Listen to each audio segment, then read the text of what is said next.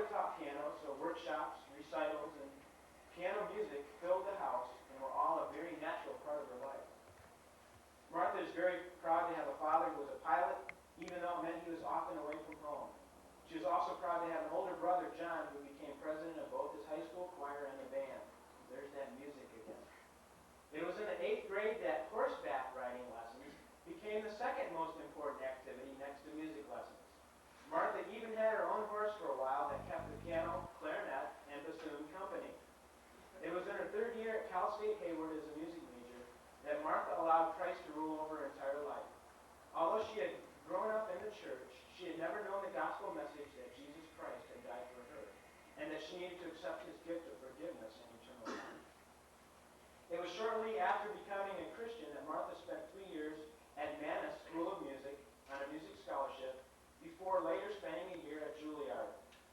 The next 6 years were spent living, teaching, and playing music while growing in her relationship with the Lord through the influence of Manhattan Bible Church. After 10 years in New York City, Martha felt it was time to return to California. Only this time it turned out to be Southern California, to serve the Lord here at Grace Community Church. Martha met Daryl through their mutual participation in the choir and in the career department. She was busy getting to know a lot of people, including a lot of other guys. All the while, she was getting to know Daryl a bit better and began noticing more and more his qualities of kindness, his spirituality, and his many talents. In March, they really started flirting, both at parties and through each other's reflection in the choir room mirrors during Thursday evening rehearsals. Their first real date was at the Career Spring Banquet. They were just friends, but by the end of the night, they knew it was more than that. And they finally admitted that they were indeed attracted to each other. That led to more earnest dating, which took Martha only 2 to 3 months to know that she could spend the rest of her life with Daryl. There was no TV, just gospel records and the radio, and old-fashioned entertainment like puzzles and table games. Since there were no nearby neighbors, apart from these activities, any fun and games was dependent upon your own imagination. Maybe that atmosphere was responsible for nurturing Daryl's creative and artistic side. Daryl's father traveled as a pastor to a few different churches in the north-central Nebraska area, which often took what seemed like hours to get to. It was at one of those churches when Daryl was just 3 years old that he first met Jesus. He still clearly remembers that day and even when he prayed. Daryl's involvement in music officially began at about age 8 when he started taking piano lessons, which continued until he was 17. Throughout junior high school, he participated in different school choirs and even co-conducted an entire concert in high school.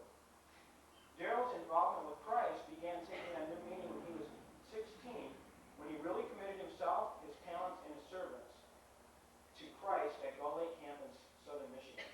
This year was also pivotal for Daryl, as he began to write songs and even help start a musical group based there in the church. That was also a significant year in that Daryl discovered Jesus music, now known as contemporary Christian music. Listening to radio stations that played it, accumulating albums and tapes, and attending concerts started filling his recreation time. What else is there to do in Zion, Illinois? At age 19, Daryl considered using his unique musical interest to develop a career, so he entered the radio broadcasting major at Liberty Baptist College in Virginia. For about a year and a half, Daryl worked as a DJ for 2 gospel radio stations. It was there that he had difficulty convincing Jerry that Black Sabbath was a black gospel quartet and that the Moody Blues was a traveling group from Moody Bible Institute. Needless to say, he did graduate and soon moved to California where his 2 sisters, Lorraine and Audrey, were living. 2 years later, Daryl met Martha. They began being chummy and went into large group, non-committal, quasi-dating activities. To admit to an official date was making a definite statement that there was a definite spark in the relationship. Sitting around the pool, Daryl expressed to his friend Steve Ford that he sensed some impending change in his life. Maybe a new job, or maybe moving into a new apartment, or maybe, and he nodded in Martha's direction. Steve looked at him and said,